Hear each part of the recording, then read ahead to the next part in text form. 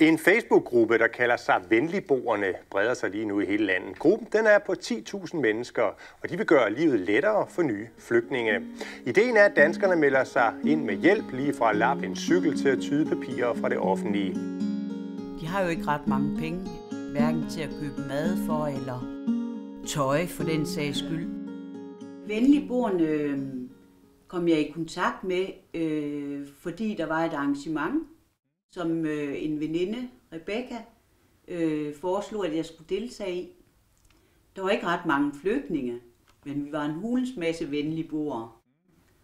Og der fik vi så også kontakt med nogle flygtninge, men især fik vi kontakt med hinanden og fik ligesom et netværk, kan man sige, via venligboerne. Ja. Når de har været her, så synes jeg altid, at man har det godt. Det er en positiv oplevelse hver gang, og vi kan snakke om alvorlige ting, og vi kan snakke om mindre alvorlige ting, og vi kan lave fis, og altså spise sammen, handle ind sammen, og lave ting sammen. Ikke? Altså, det er faktisk ligesom familie.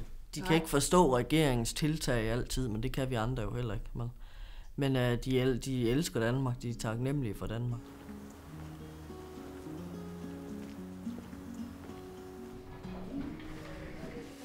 Forskellige mennesker, forskellige kulturer, forskellige... Der tror jeg, vi skal måske snakke med Ali. Jeg hedder Ali. 3 gange. Okay. Ja. Jeg kommer fra Syrien. Jeg er gift. Jeg har været i Danmark næsten 3 år.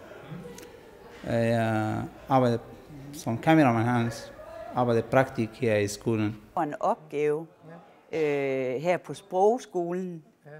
Og så kommer vi ind, så siger læreren, du skal arbejde. Jeg kender Ulla. Jeg hører nogle gange, hvad de går. Men vi bliver glade, når vi finder nogle danskere også, vil gerne hjælpe flygtninge. Fordi de mange danskere, de forstår forkert, hvad er vi flygtninge. Men sådan generelt så regner man med, at de skal være her i 3 år og lære sprog.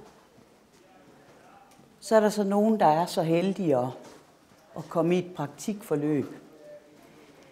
Det er der jo rigtig mange, der gerne vil, fordi så føler de, at de får større mulighed for at tale dansk.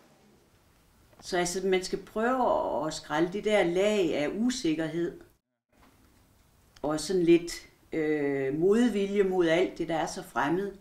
Hvis man kan lægge det lidt til side, så tror jeg også, at vi kan få nogle gode relationer.